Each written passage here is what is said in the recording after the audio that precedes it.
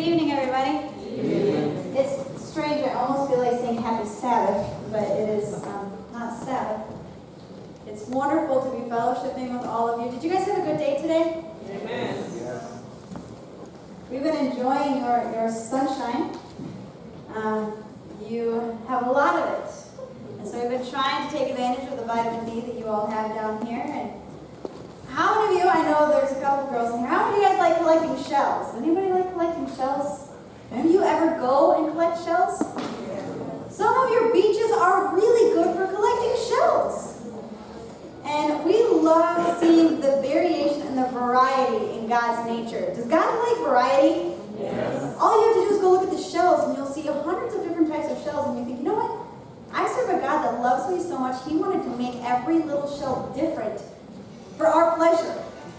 Because you know, that's really the reason why God made variety and He made color, is because He wanted to make us happy. And so when I see the shells and I see the variation in the different colors and then the excitement we get from getting them, it's like, wow, God loves us so much, He wanted the little things to make us happy. So we're excited about being able to share with you this evening. It's been nice to get to know you guys throughout the week. It feels more and more like you guys are family, and that's a real blessing for us. So if we can start, we will start with a word of prayer, and then we will begin this evening's presentation. If you all don't mind joining me as I kneel.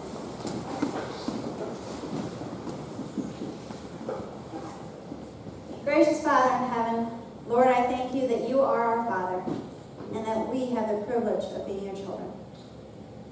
Lord, I thank you that you care about our health, that you care about how we feel physically, emotionally, and of course spiritually, and that you want us to be empowered with knowledge so that we can live out your life through us in all the different components of our lives. I ask that you would be with my mom and I this evening as we share, that it will be a blessing for all of us, and that we will learn better ways to keep our body as the temple that you have created it to be. In your holy name, amen.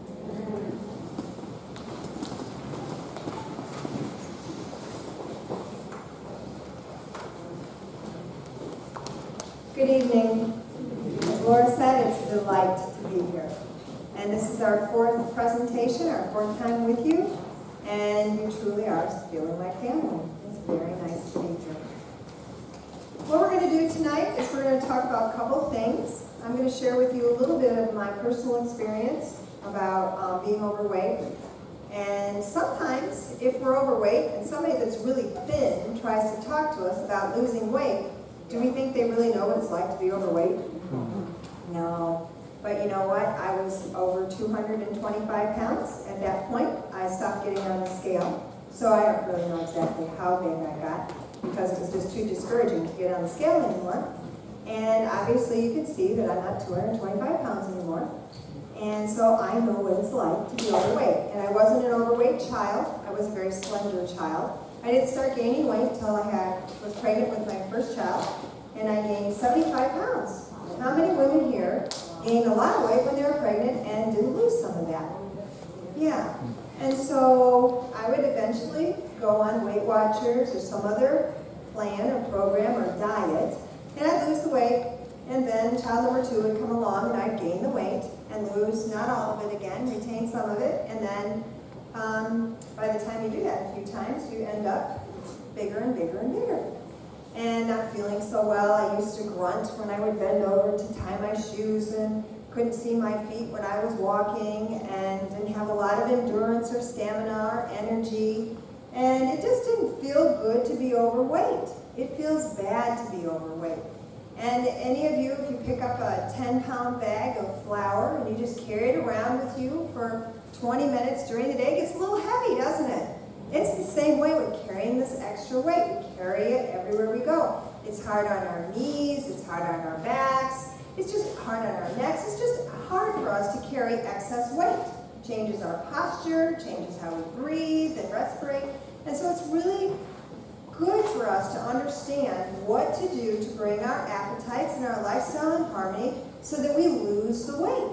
I think I've been through it several times, and I'm quite confident that I can help almost anyone get to their ideal weight, unless they have a diagnosed medical thyroid problem, I believe that I can help them.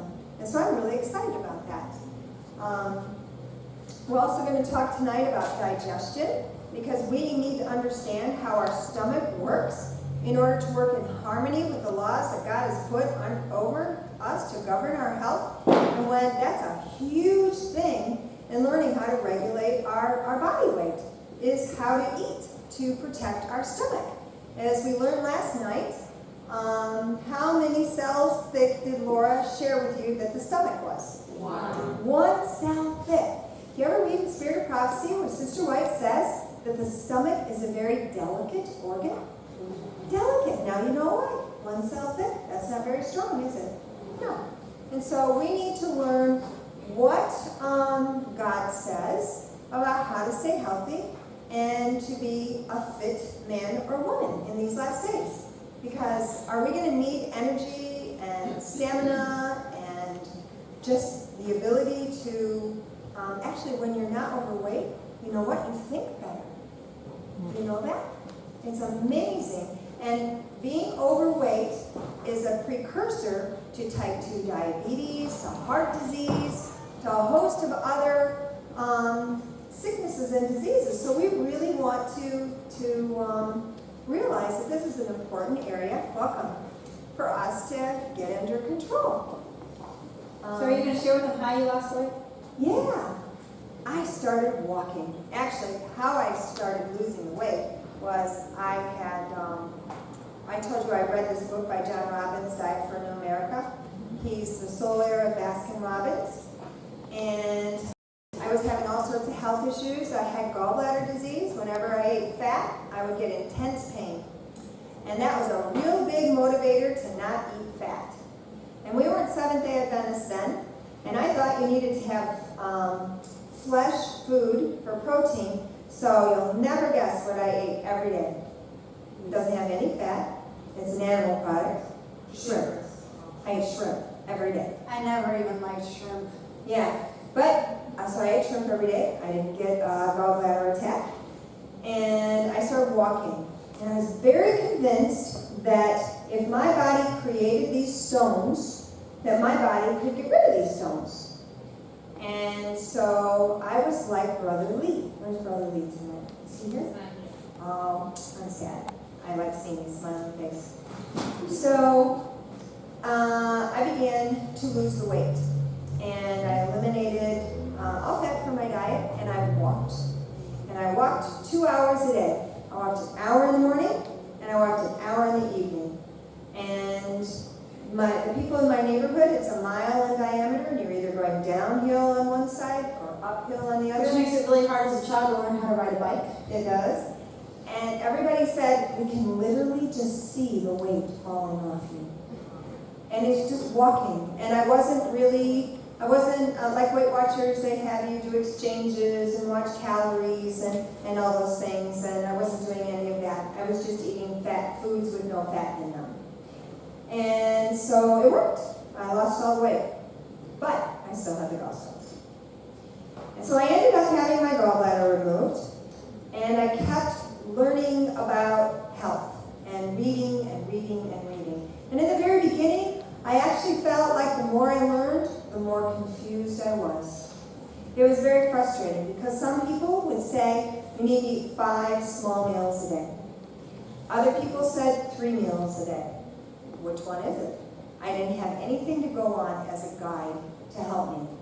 And we weren't Christians, even though we were going to Lutheran church, but I didn't know that any of that information was in the Bible to help guide me.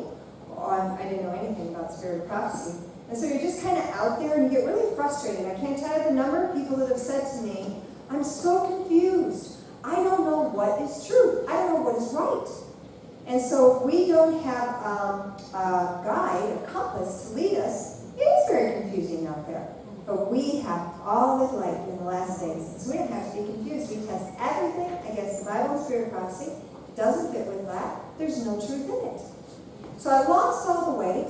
I ended up having my gallbladder removed, which I'm really sad for because even though the doctor said, you don't really need that gallbladder. Like you don't need your tonsils, right? And so that's okay. But I happen to think, I don't really God gives us any extra organs that we don't need. Do you think so? You think we have extra organs? I don't think so. We certainly didn't evolve from apes or from sea life, and I think we needed everything. So I have some challenges because I don't have a gallbladder anymore. Anybody here know what a gallbladder does? Pardon me? Holds bile, produces, and it holds the bile. And then when you eat something with fat in it, it releases the bile to break down the fat. So gallbladder is really important. So I have no gallbladder now, so I have this constant drip of bile into my stomach. And you know what? It's way, way, way important for all of us to drink water throughout the day. It's really important if you don't have a gallbladder to keep water in your system, because you just have this bile. Bile is very strong acid to break down fats, just dripping in your stomach on that very delicate organ. So, did you want to say something? Oh, no, I just thought you wanted to add.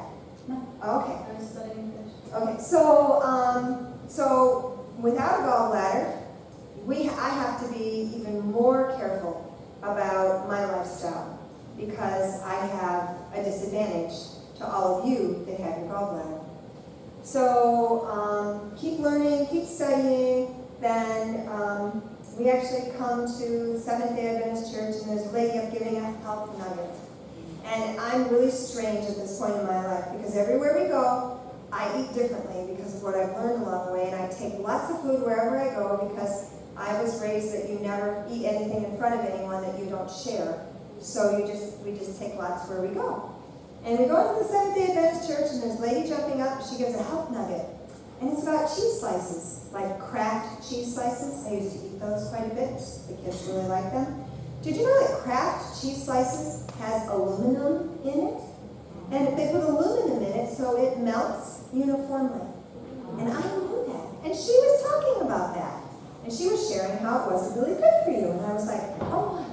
And then she was talking about not eating fats and not eating sugar and all of this stuff. And I said to my husband, I said, I think these people eat like I eat. I didn't think there was anybody else on the planet that ate like I ate. And so I was immediately drawn to the church through the health message. And nobody in the church has known me heavy because I lost the weight before I came into the church. And that's been over 20 years now, and I haven't gained it back. And because it wasn't a diet that I ended up going on. It was a lifestyle change. And I can promise you that if you implement the changes that God is asking you to do, your body will just automatically go to a healthy weight for you, and you won't have any problems with gaining the weight back. It's when we go on diet. I also want to encourage people to only get on the scale once a week. I got to a point where I was getting on the scale every day. Oh, I felt really good when I lost a pound, and I felt just terrible when I didn't. And it really affects your ability, your mental ability to, to kind of endure for the day. So just get on the scale once a week, and I would encourage you to get on the scale, get up, go to the bathroom, get on the scale. Do the same routine every week, go to the bathroom, get on the scale first thing in the morning, then you've got an accurate weight gain, or weight total. So we're going to give you guys some basic tips and clues and helpful hints for what we've found to be helpful in being able to lose weight or maintain an ideal body weight. As a child, I had a very, very high metabolism. I could eat, tells you how we used to eat back then, I could eat a double cheeseburger and French fries, and I would not gain an ounce. I was always a very active child. We were on the swim team, the ski team, all the sports that you can possibly think of underneath the sun. And my metabolism was very high. And so I kind of got used to that. And I went away from home when I was about 16 and a half. And the cook cooked very processed foods. Now, mind you, at this point, when I had left home, I was now vegetarian and mostly vegan, but not completely at that point. And so I'm going to this place, and they're cooking a lot richer foods than what I am used to. Well, at first it didn't really impact me. Then I went to Uchee Pines, and I don't know anybody other than myself that ever gained weight at Uchee Pines. But I started having eating contests with the guys, which seemed like a cool thing to do as a teenager. And we would have toast with almond butter and honey, and we'd see who could eat the most recommending that any of you do that. And for some reason, something happened when I left home. I don't know if I wasn't as active as I used to be, but my metabolism dropped, and all of a sudden I started gaining weight. And it was the bizarrest thing in the world because I had never even thought about weight issues. Now, I never got nearly as big as my mother did, but I went to Norway after that, and I kind of somehow lost the health message after going to YouTube Pines, went to Norway, had some friends there, and they have this thing called brunost, which is a brown cheese. And I was wanting to be like the locals because we had some friends that were locals, and you're eating like them, and the health message went out the window, and I started eating a lot of their rich delicacies. I was still vegetarian because there was no way I was going to eat meat, but I ate a lot of their creams, their cheeses, and their desserts, which were just very, very rich. Doesn't the Bible say something about putting a knife to your throat when you sit at the king's table with the delicacies? Yes.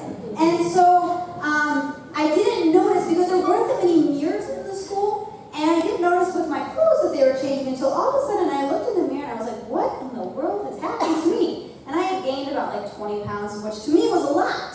I'm a little thing. And I was like, wow, this is really bad. What in the world have I done to myself? I need to stop having eating contests with these guys. And so I decided I was going to lose the weight.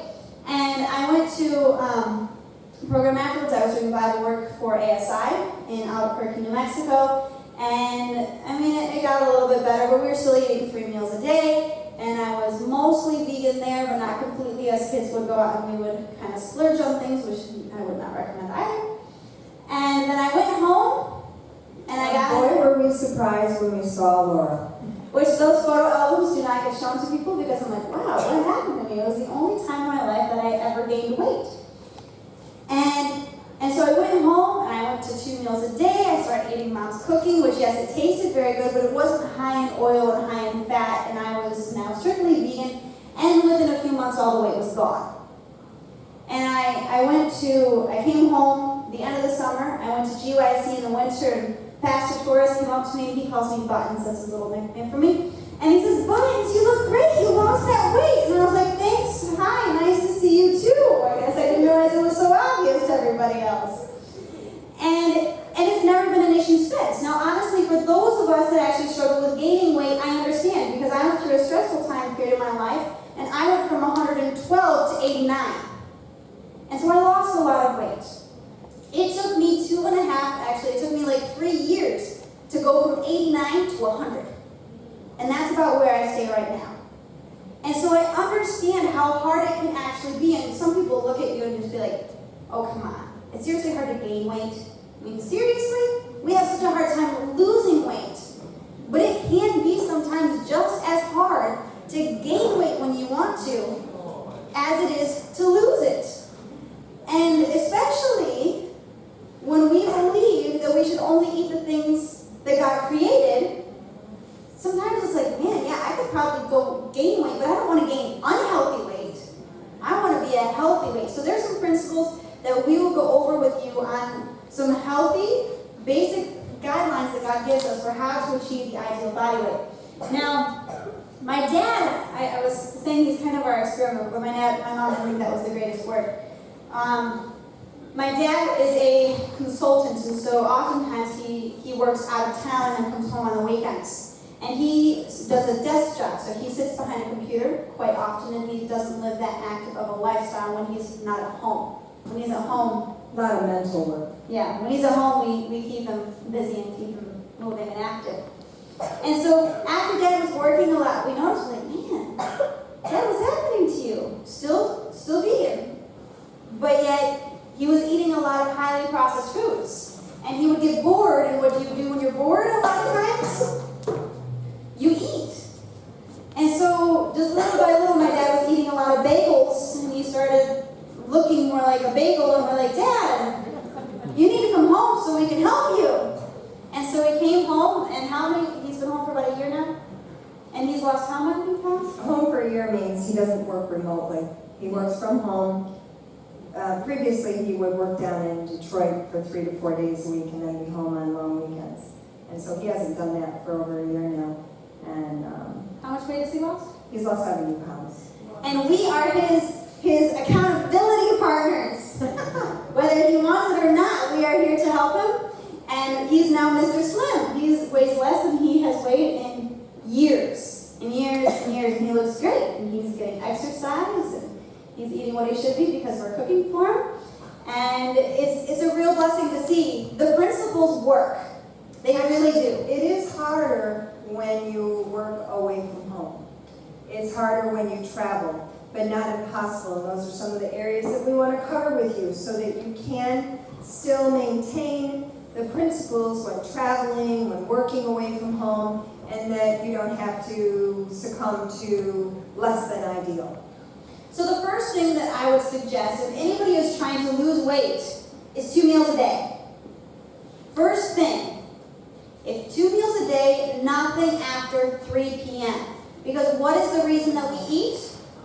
We need calories in order to have energy, in order to be able to do the functions and do the things that we have to do throughout our days. Now, when you go to bed, you don't need calories. I know when I was little, I loved going to Grandma's house and we would have what we called midnight snacks. Now, they weren't literally at midnight, but they were right before we'd go to bed. We'd have graham crackers and milk, and we'd go to bed, and you're laying in bed, and your whole body's supposed to be resting and recovering, and yet what is your stomach doing? It's working. And you will not get the same type of sleep or the same type of healing that you need throughout the night if you are sitting there with food. And then you have all these calories, and when you're sleeping, are you burning many calories? No. So if you want to lose weight, 2 meals a day, large breakfast, smaller lunch, over half of your calories should actually be your breakfast. And what I mentioned at the cooking class is that breakfast sets your metabolism for the day. So you want to make sure that you eat a large breakfast so your body says, wow, I am going to need a lot of energy today, so I'm going to boost my metabolism because I'm going to get a lot of calories. And so it's going to boost your metabolism, whereas if you eat a small breakfast, or some people who are trying to lose weight eat no breakfast because it seems to be the easiest meal to skip. So they eat no breakfast, and their body says, wow, we're not getting any calories today. We are going to go on starvation conservation mode. So any calorie that we get, we're holding on to, and we're going to slow down our metabolism. And then what happens when you have a slower metabolism? You're more apt to gain weight. So breakfast is critical. And before the breakfast, we want to suggest when you wake up in the morning, the first thing that we all do is get down on our knees and pray beside our bed and thank God for keeping us safe through the night and giving us another day of life. And then we want to encourage you to drink a glass of warm water. And Laura, if you can just put the schedule up there, that'd be great. Warm water wakes up the stomach and cleans the inside out. And so right away, drink a glass of room temperature or warm water to wake your stomach up and get everything going. And then, for those of you that are trying to lose weight, we want to strongly encourage you to exercise. Work on your memory verses, work on your prayer with God, talk to Him about the things in your life, share everything with Him. Exercise before breakfast and losing weight is essential. Just like eating a healthy breakfast is essential, exercise really bumps up your metabolism to run at a much higher rate throughout the entire day. You get everything going and it runs high throughout the whole day. If you're trying to lose weight, you want to exercise 1 hour a day, 6 days a week, minimum of 5. Then when you have reached your ideal weight, we're going to encourage you to exercise 30 minutes a day, 5, minimum 6 days preferably a week, to maintain strength and vigor and vitality. And oxygen, when you exercise, your lungs breathe harder. So you exhale all that stale air that just sits there when you're not working. You get more air circulating in your lungs and through your whole circulatory system, so every part of your body gets more oxygen. Cancer cannot live in a well-oxygenated cell. So exercise is critical to overall health. Spirit of Prophecy says many rust out before they wear out. And we were created to work and to exercise and to move. So we have 2 meals a day. We have water first thing in the morning. We have prayer, talk to God. We have exercise before eating. We encourage you after exercise, you want to sweat. You want to sweat out the toxins that are stored in your fat cells, because that's where your body, your liver sends toxins that are too toxic to take out of your body, stores them in your fat. When you're exercising and losing weight, it will release them, and it will have a tendency to make you sick if you're not careful with what you're doing. So we want you to shower right away after you're exercising. Get the clothes off that are sweaty so your body doesn't reabsorb the toxins that you just sweat out. Then we want to encourage you to have your hour Bible study with God, your personal devotional time with God. Now all of this takes quite a bit of time in the morning. Before we were in the church, we would get up, we would sleep, the alarm would go off, we'd hit the alarm, get up, get dressed, eat breakfast, and go on about the day. But when we're Christians and we are living in the last days, we can't do that. We can't get up and go on and go off without God. So it takes more time, more structure, more discipline in the day to get in what we need to do to put our armor on and to be ready for the day. And so we're victorious through the day. So when you're eating your meals, you don't want to inhale them. You want to chew them. You want to chew your food and drink your solids. You want to make sure that you chew your food until it's creamy, because as a lot of people say, are there any teeth in your stomach? No, and your food needs to be chewed well so that you can assimilate the nutrients, because when you're chewing, you mix the saliva with it, and your saliva has amylase in it, which actually helps to digest the food before it gets to your stomach. There is no amylase in your stomach. There's lipase and there's protease in your stomach, but amylase is only found in your saliva, and you really need to make sure you're mixing your saliva with your food so that it can be broken down and so that you can absorb those nutrients. Also, if you chew a lot, you won't have to eat as much, because there's a little trigger in your stomach and in your brain which says, I'm full. And if you just inhale your food, that trigger doesn't go off as quickly, and you get a lot more calories in than what you would have actually needed to. We tried to do this thing where, how many times were we trying to chew?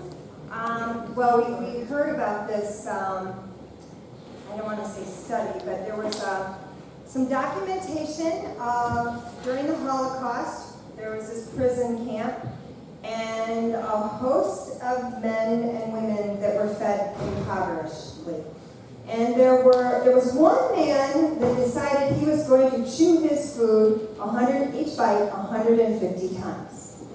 There were two other men that said, wow, look at him. He seems to be doing better than most of the men. We're going to join him in this. So there are three men that are chewing each bite of food. How many times? 150. I really want you to put this in your memory bank, because we're headed for really rough times. And we're told our bread and water will be sure. I think we're going to be hungry, don't you? So remember this one, okay? They were the only three men that lived in that whole camp. We know from studies that when you chew your food well, you get more nutrition from your food. You're better to eat less food chewed well than more food hurried through. It says, dry food which requires mastication is far preferable to porridges. This is from UT, January 11, 1897. So we try to chew our food 75 times. It was we a tried lot. 100 times a bite. It was a lot of work. Actually, it takes a lot of discipline. A lot. To not swallow that bite of food. I started with an apple. It took me over an hour to eat an apple. And I chewed, and I get a lot of juice. I felt like a living human juicing machine. And then you swallow the juice, and you keep chewing the pulp, and then I'm counting 75, 76, 77. And I was full when I finished that apple. I felt full. And I imagine these men in this prison camp, they're getting meager servings of food. And they did better. They lived. And it's true. When we chew our food well, like Laura was mentioning, our stomachs do not have teeth in them. There are no teeth. It has bile from the gallbladder and acids to break down the food. And it's supposed to be creamy before it goes out of the stomach into the small intestine. And so a little bit later, we'll share with you about the process of digestion. Right now, I wanted to share just a couple of things to kind of go along, so you're not thinking we're just pulling this stuff out of the air, as this is Lose Weight by Pam and Laura McKinley, because we don't want to teach you anything that's from us. We only want to teach you what God has taught us. If you turn to your Bibles in Leviticus chapter 16, you'll see that the Lord had a prescribed way for feeding the Israelites when he pulled them out of Egypt. Are we kind of in Egypt today? Yeah, and we don't want to live in Egypt. We want to go to the heavenly Canaan, right? And so he's working with us on appetite, just like he was working with them. And the world is our Egypt. And 16:16 says, "This is the thing which the Lord hath commanded. Gather of it every man according to his eating, an omer for every man. According to the number of your persons, take ye every man for them which are in his tents. And the children of Israel did so, and gathered some more, some less." So, anybody have any idea how much an omer is? What's the verse? Exodus 16? No, are you in Exodus? 16. I'm in Exodus. You said Leviticus. Oh, forgive me, I'm so sorry. No wonder. I was like, I wonder where she's going in Leviticus. Now, Exodus 16:16. Right before the giving of the Ten Commandments, the Lord provided manna. He said, "I am going to feed you now." So, shall I read it again? Yes. Okay. "This is the thing which the Lord hath commanded. Gather it every man according to his eating, an omer for every man." So did he give a prescribed amount? He did, didn't he? And then he says, "According to the number of your persons," that means in your family, "take ye every man for them which are in his tents." And the children of Israel did so, and gathered some more, some less. So the children of Israel listened to him, didn't they? And so, does anybody know how much an omer is?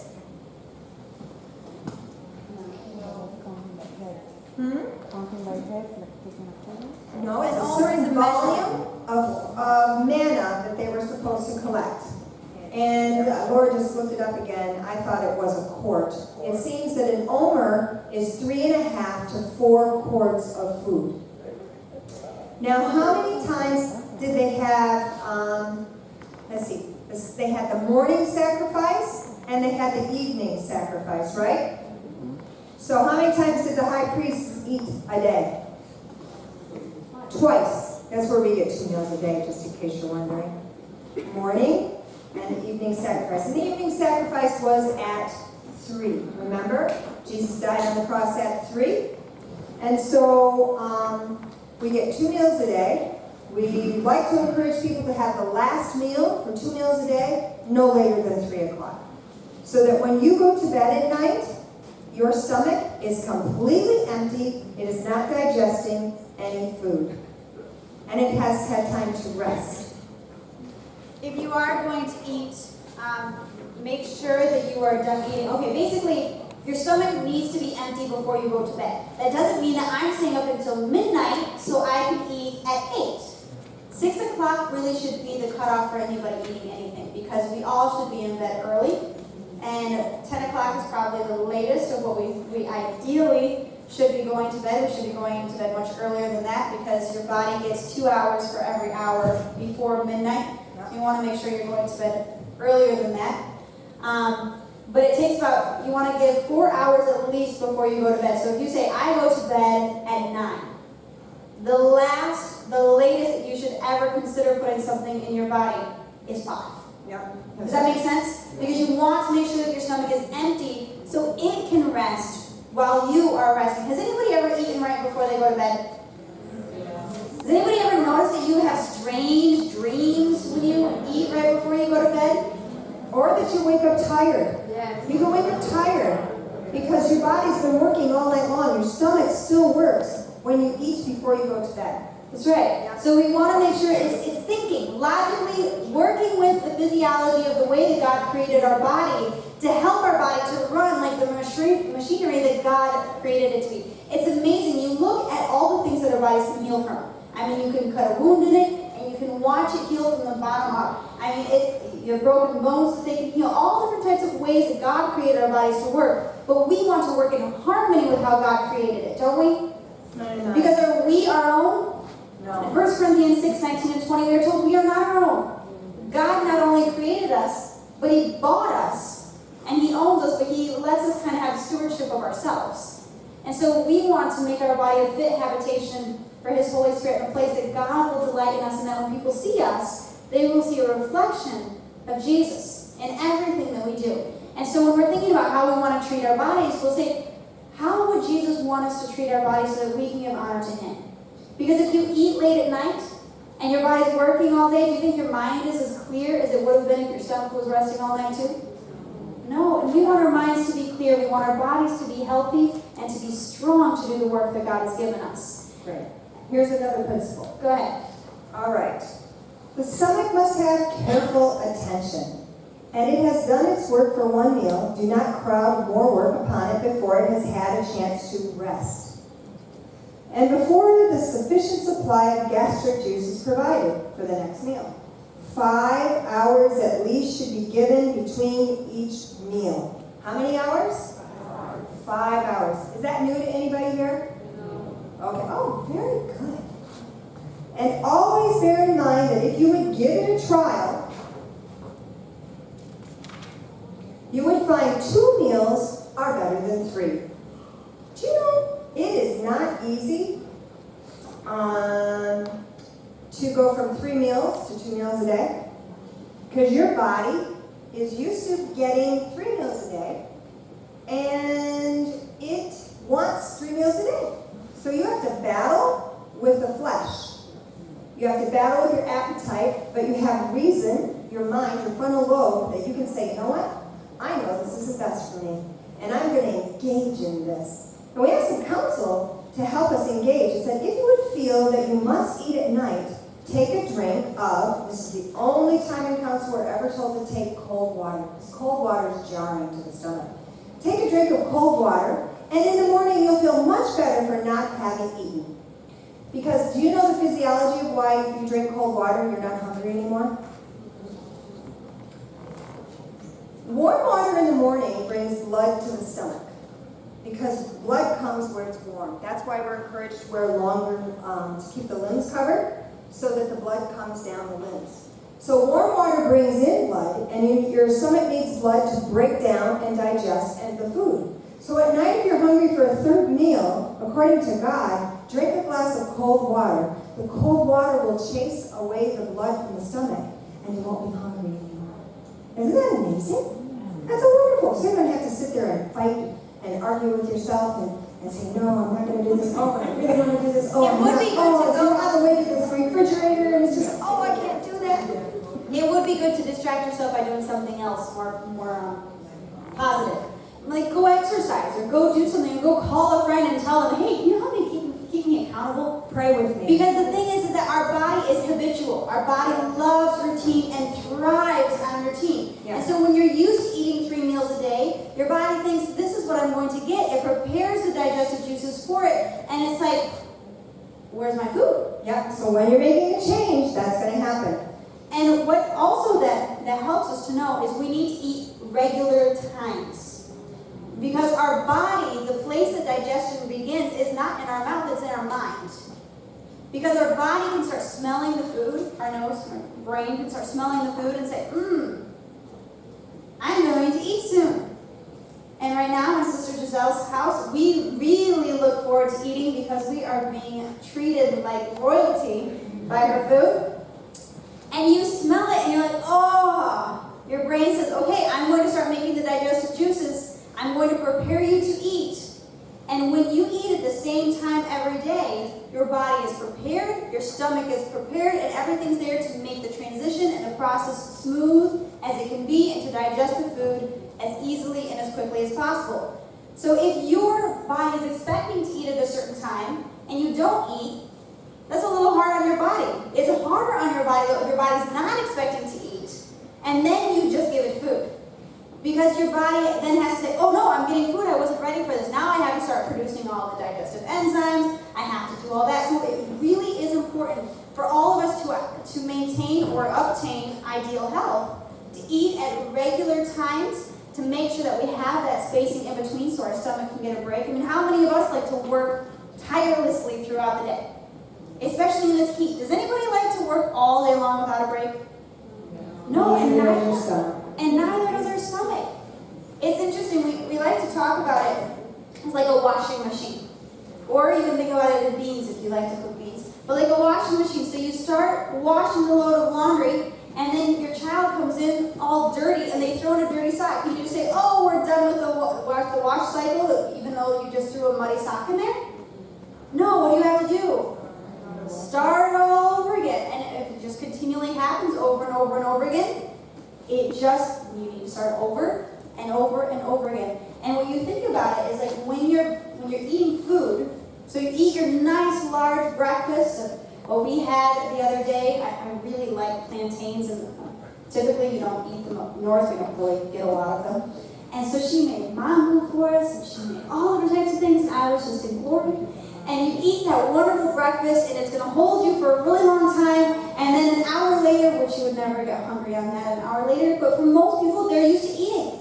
So they eat an hour later, and their stomach has to get the food to a certain consistency before it can open up and let it go into the small intestine. But let's say you eat a nut. All it would take is one nut, and your body's like, oh, that's not the consistency it needs to be. All right, halt. Let's start the process all over again. And then about an hour later, you say, you know what? That orange looks really good. So you eat the orange. Your body says, oh man, I have to start all over again. And then a couple hours later, you say, oh, it's mango season. And somebody just gave me a mango.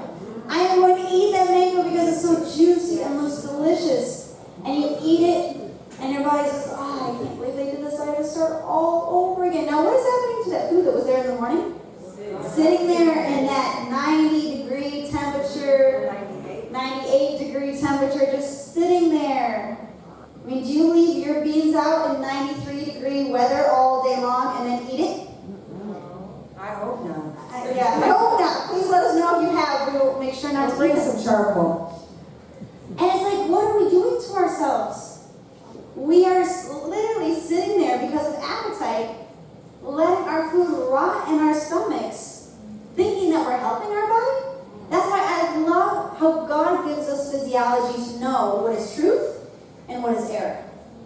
God didn't leave us out there to say, I don't know what truth is. He says, no, understand the way I created your body to run.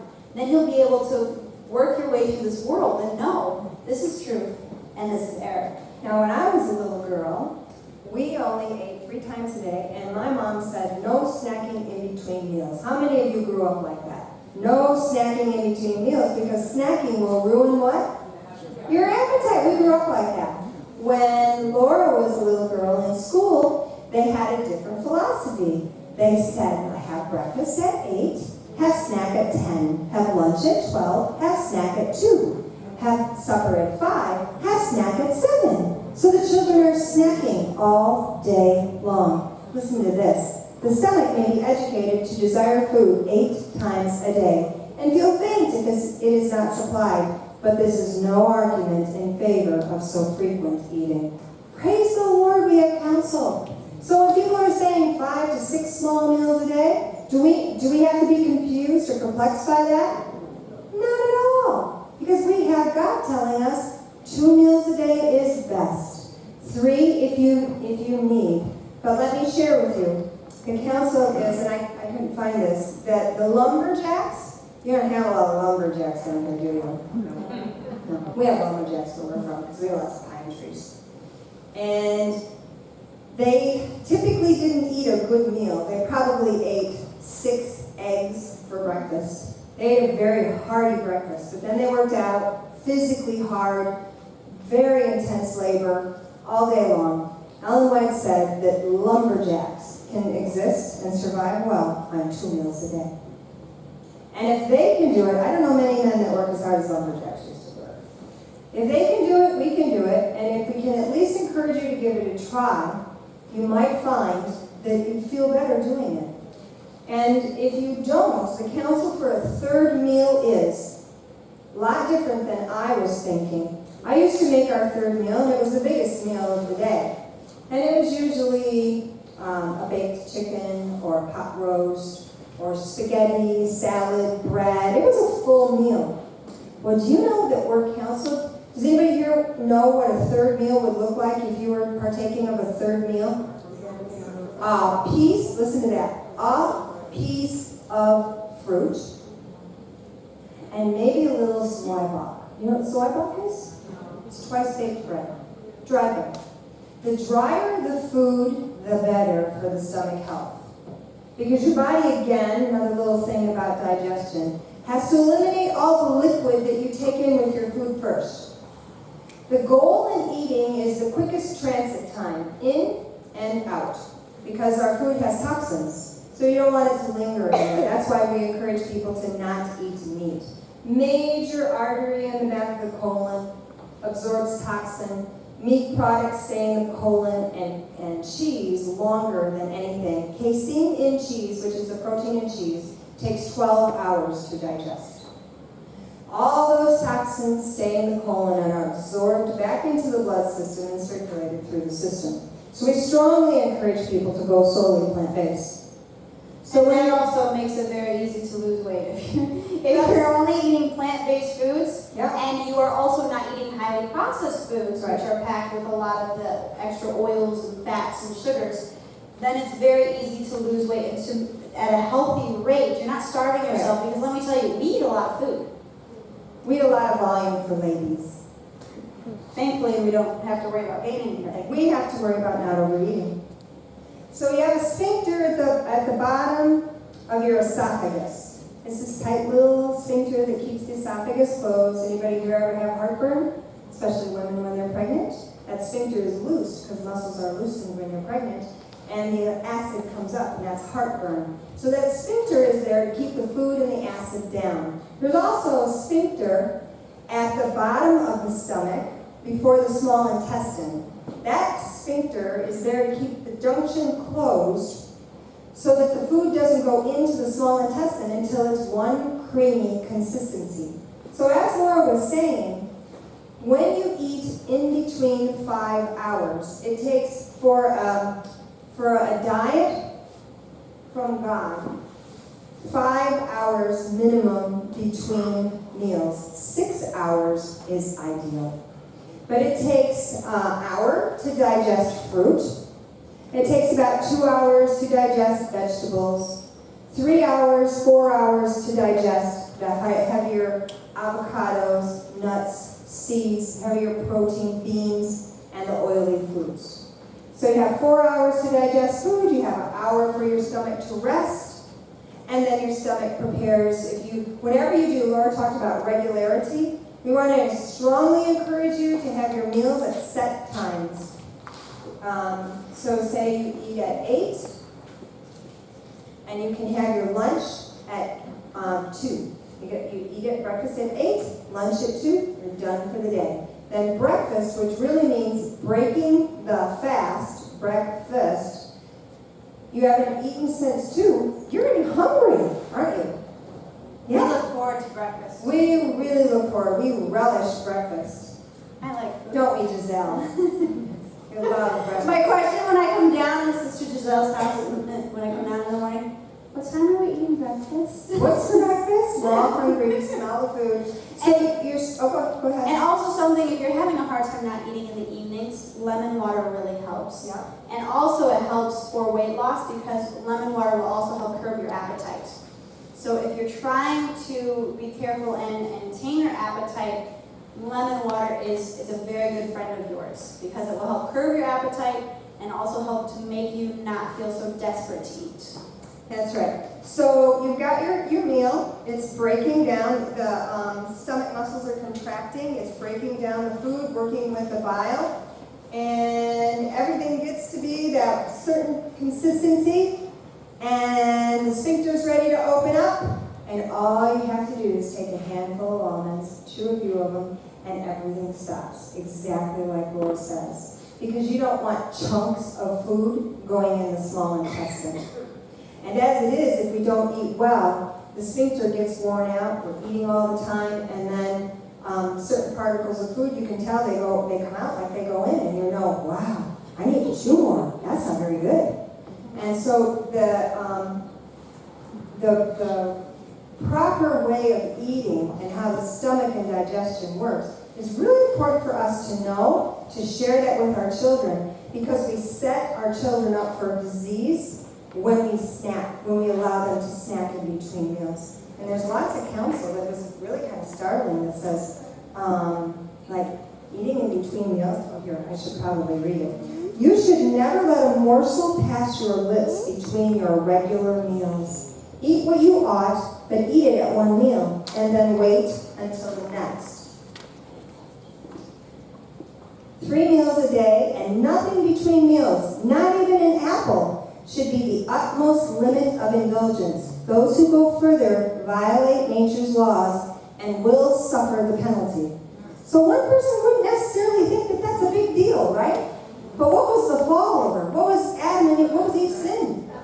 It was just an apple. Just picking an apple, right? And also we have the example that Jesus fasted for 40 days to show us what we will have to overcome and what lengths we will have to go through to overcome appetite. And did Jesus overcome appetite? Amen. Could he have made those rocks into bread? Yes. He could have. Could we make rocks into bread? No, but Jesus knew that it was something that he could do. But in order to show that he had overcome appetite and that we can overcome as he overcame, he said no. And so this is something that we know was an issue in the beginning of our Earth's history. It's an issue now. It was an issue that Jesus showed us, you know what, you are going to have to overcome. But I will give you the strength to overcome, because just as I did it, you can do it too. And as we're talking about digestion and snacking, are you find the quote you were looking? But that's okay. Did you find the quote? I found this one. It says, food taken into the stomach at untimely seasons leaves an influence on every fiber of the system.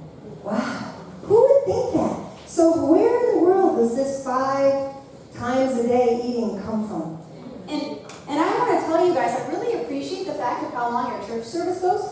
Because of the fact that when you have fellowship meal, you guys actually eat, it's been enough time from when you eat breakfast to when you eat lunch after a fellowship meal, and it's been enough time for your stomach. Because I know, like, in our church, you eat, a lot of times we eat right before we go to church.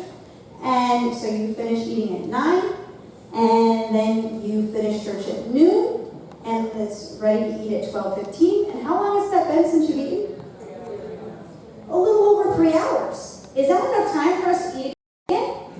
No, and so we never eat a fellowship meal. We never eat a fellowship meal. Because it's not time for our body to eat. And people are looking at us like, man, you guys are just antisocial. Yeah. It's like, no, haven't you read the beautiful counsel that we've been given? So it's really actually a good thing that you guys had your church go so long and your fellowship afterwards, because you're actually following counsel by the time that you're eating. Now, another component about digestion that's important to note is how many of you actually were raised drinking with your meals? Is anybody raised drinking with their meals? It didn't seem like a meal if we didn't. And I remember we had these little placemats when we were kids, and they told you how to set the table. And they had the plate, they had the fork, and the knife, and the spoon, and the cup. Now, it's interesting, it has been years since we have drank with our meals. We actually don't even think about drinking with our meals because, as my mom brought up, your body has to take care of the liquid before it can take care of the food. And your body forms the food into what is called a bolus. And you have the amylase, which you've mixed in your saliva, and as it is going down your esophagus, down into your stomach, the amylase is working on the bolus, which is made up of chyme. And then let's say you take a big drink of water. I like to do this I did this with Nalani when she was a little girl. I went and I got dirt out of our yard, and I formed it into a ball, a moist ball, and I did this over the sink so I didn't make a huge mess. And I said, all right, sweetheart, this is what your body forms your food into while the enzymes are working on it to break it down. And honey, pour a glass of water over it and see what happens. Now what happens to that bolus of food? It all breaks apart. Can the enzymes work on that as easily as they could actually work on the bolus of food? No, everything's diluted now. And it's all broken apart. And so it's a lot harder for your body to deal with it if you're drinking a lot with your meals. It dilutes the stomach acids, it dilutes the enzymes, and your body has to work harder and then get rid of that water and then take care of the food. So it's actually, you can drink about 2 ounces of fluid with your meals. Other than that, eat juicy foods.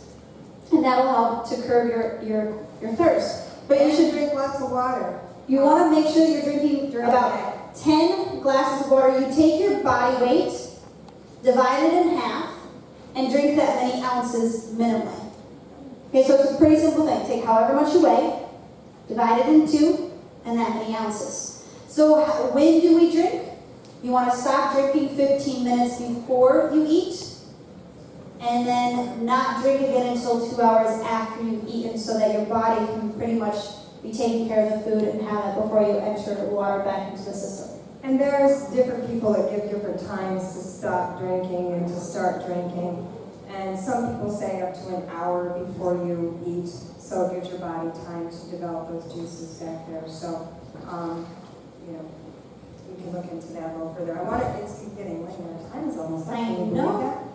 So I want to read a couple more quotes and then we'll have question and answers.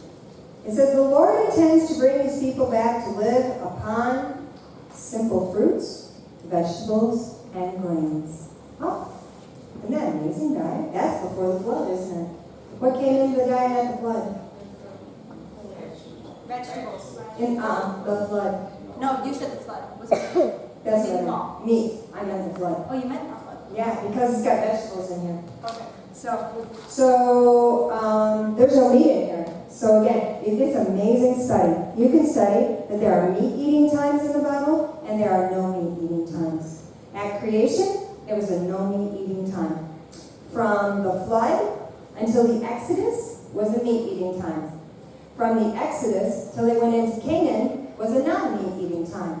They came out of Canaan, they were allowed to eat meat with strict stipulations, and then from the Day of Atonement, which was when? 1844, through all eternity, guess what that is? A non-meat-eating time. Isn't that exciting? Yeah. So it behooved the people when they were in the Exodus, if God says not to eat meat, did it go well for them when they ate meat? No, it didn't go well. They clamored until they got the quail, and then what happened to the leaders the second time? After they broke camp. They were going into camp, they clamored for quail. He gave them quail. They didn't know God then. They'd been in bondage in Egypt for over 400 years, right? And now, after a year being at the base of Mount Sinai, guess what? They leave camp. In a very short time, they're asking for meat again. God sends them quail. It starts with the leaders. Guess what happened to them? They died with it in their teeth. He gave them what they asked for.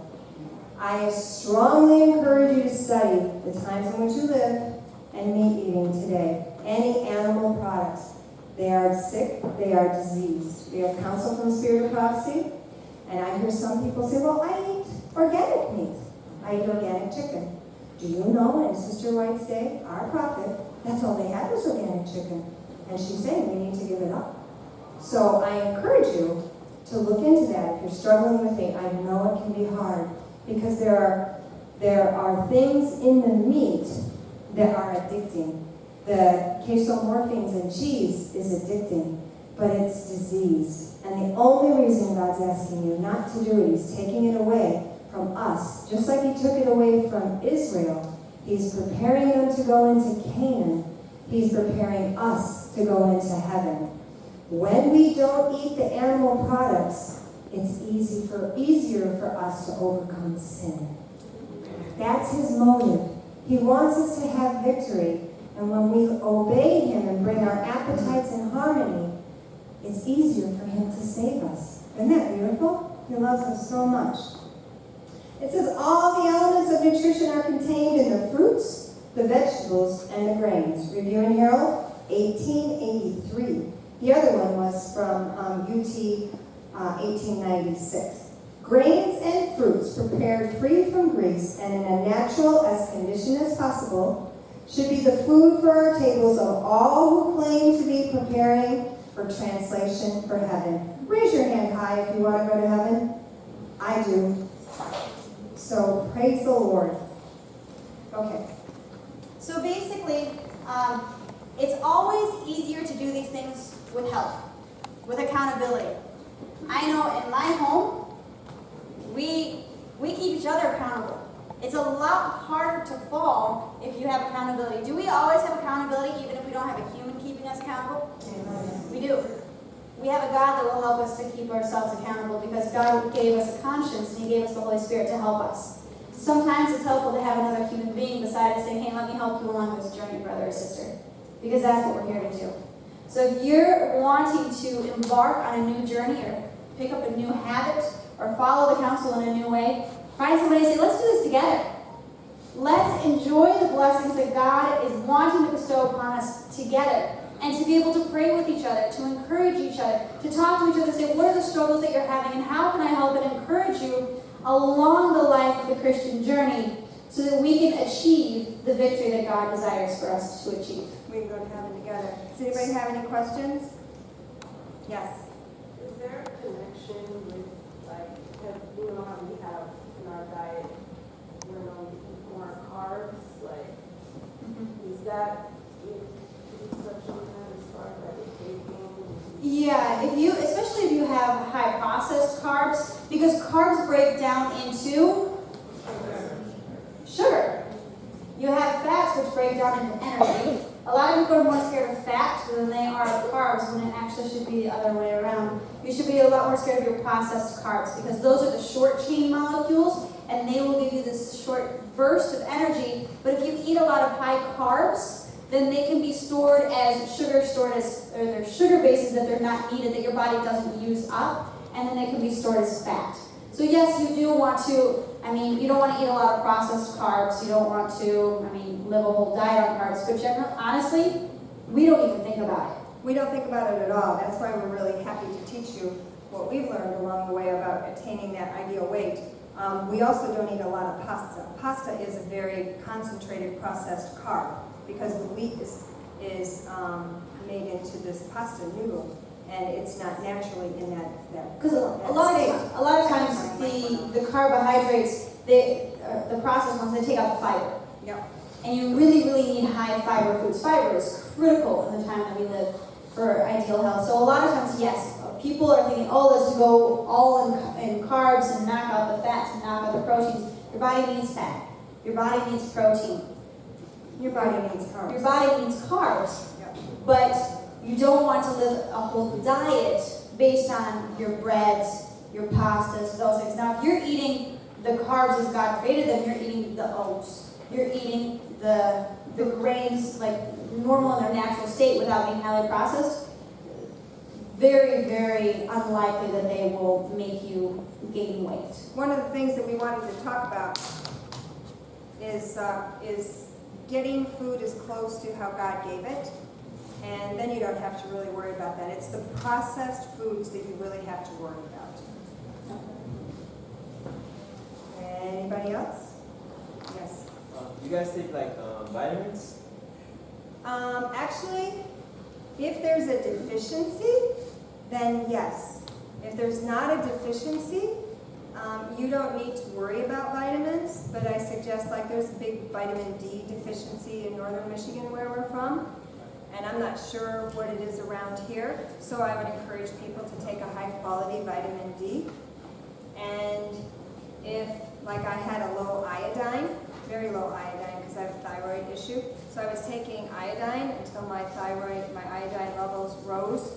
But there are some things that you can do, like beets with lemon juice, help your body assimilate the iodine.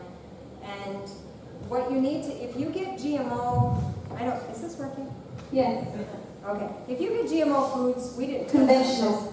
out of your diet, GMO foods out of your diet, because the glyphosate is a chelator, and I don't think we went over this. No, it's the one thing that I shortened presentation last time. That glyphosate hugs vitamins and minerals. So basically, that's how it kills the plant. That's how it works. kills the weed. The weed This as one's it's really, growing really can't loud. access the vitamins and the minerals. So if you're eating foods with GMO in them, like glyphosate, Roundup, then your body's having a very hard time. It's not able to access the nutrients in the food. And it's not just GMO. Right. It's conventional. It's conventional because they spray Roundup on it.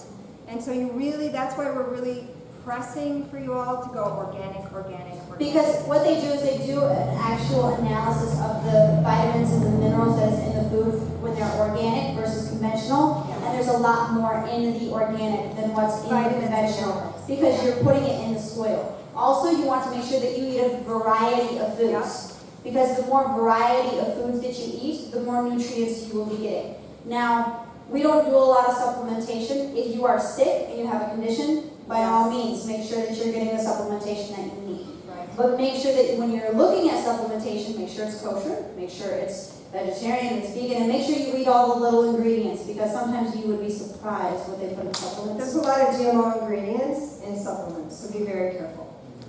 But you want to eat a variation of food. Also, the more variety of foods that you eat, the more natural probiotics you get and the stronger your immune system is. Yep. And as we read the quote, the fruits, the grains, and the vegetables have all the nutrition that we need. God is not leaving us lacking in that arena because He wants the 144,000 to be healthy. We can't witness for God if we're sick and dying. He wants us healthy and fit. Anything else? Yeah. Yeah, because a lot of vegans and vegetarians, they take B12 Yeah. vitamins. But I was thinking if we follow counsel like fully, and you said like everything should be provided, like is that, would you say like eggs is a part of that or no? Eggs, total plant-based. Eggs are not part of a plant-based diet. No, UT Pines tried to get chicken eggs that were salmonella-free. This is easily 15 years ago. They raised 7 generations of chickens. Those eggs still had salmonella. They're very careful with what they fed them. Spirit of Prophecy says in the late 1800s, 1901, 1902, 1905, in the late 1800s, she says there a time will come when we will have to discard those things that we now call food: eggs, milk, and sugar. In the early 1900s, she says, the time is soon to come. She adds the word soon, where we have to, it will no longer be safe to use these things because of disease in the animals. The disease in the animals is commensurate to the disease in our nation, in our world. Mankind has not been good stewards of the animals. It's all about the bottom line. It's all about money. We don't take care of them. We're cruel to the animals. It's all about making a buck and getting you sick. And so, in my opinion, we are long past the time to get rid of any animal food, and I'm not meaning honey, and go to the plant-based diet. Yes? So if you're trying to lose weight, should you be limiting like the fruits you eat and the type of fruit? The fruit? No. Because sometimes people will say, well, this fruit is too sweet, you should be eating more, you know. No, the only time you need to eliminate food from your diet is if you have a candida problem, and that's temporary while you're addressing that health issue, but we would strongly encourage you to eat as much fruit as you want at a set time and enjoy it. Yeah, because that's one of the things, you know, you hear so many different things. You You do. don't know what is. Right. And the other thing is, eating fruit should be on an empty stomach, right? Any food should be on any an food. empty stomach. No, I mean, like, we shouldn't be eating fruits with other foods. Well, that fruits and wouldn't- vegetables. That wouldn't work too well if you only eat twice a day. That's what I was. Because if you only eat fruit at an How empty do you stomach, get- how do you get the fruits in? exactly. No. I mean, You hear so many things. Well, yes. This is in the church, and there is counsel, and no. This is about only eating fruit at all, not eating That's grains or anything with it. okay, yeah, you couldn't do that because fruit's a carb and grain's a carb. They're from the same, they're both carbs. But if you have a sickly stomach, you have a diseased stomach, you should separate your fruits and your vegetables. You should eat a fruit meal, and you should have a vegetable meal. Basically, eating fruits and everything else at the meal, not only and fruit. vegetables and everything else, because they take different digestive gastric juices.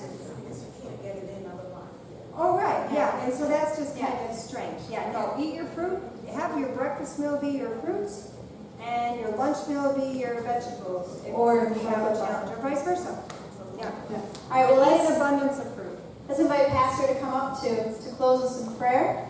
Thank you all for your attentiveness. Again, we'll be here to talk to you afterwards, and then we'll have a natural remedies class on Thursday evening, and so that will be a fun one. We look forward to doing it with all of you. You can tell them in the back, we just have. And then in the back, we only have 2 cookbooks left.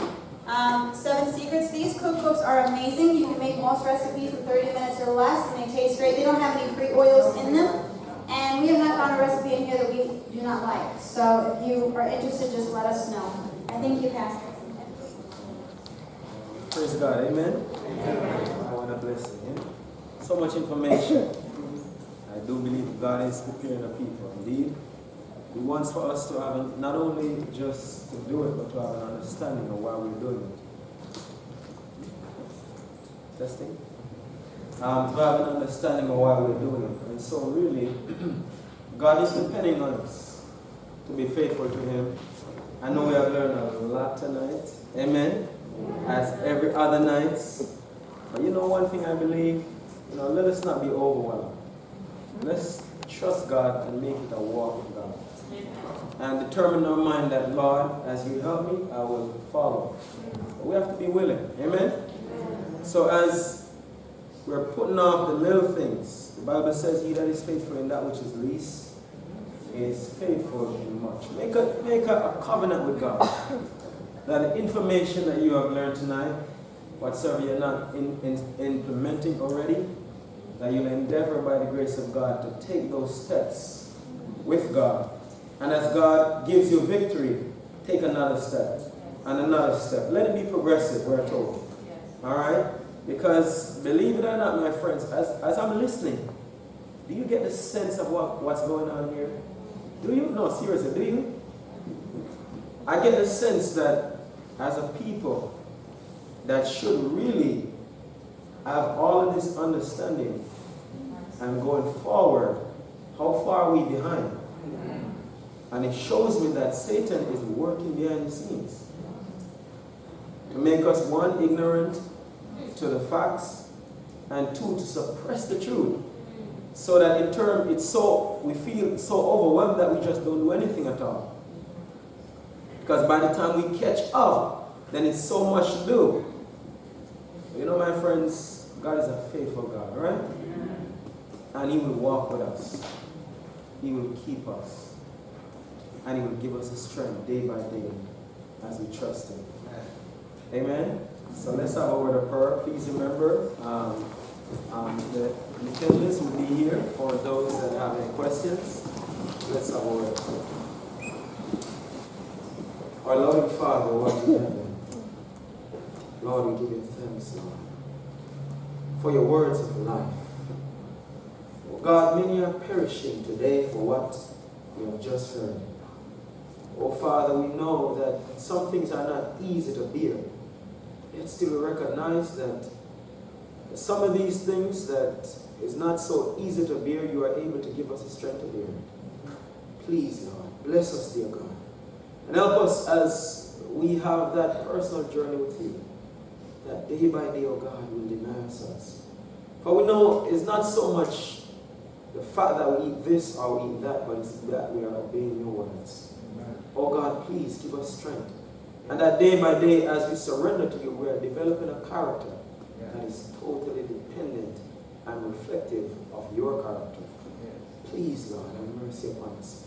Bless this congregation, dear Lord. I thank you for the speakers, dear Lord, and their willingness and their boldness, especially in a time like this, when truths like these are not popular. But we here at Zion, Lord, we are thankful, Lord, that you have so graciously bestowed these truths upon us.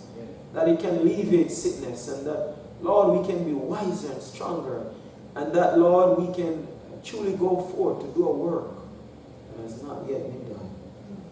Thank you, Lord, for your love. Forgive us where we have erred, Lord. Give us the strength day by day. Keep trusting you, to walk with you, to make a covenant knowing that you will see us through. Dismiss us even now to presence. In Jesus' name. Amen. Amen.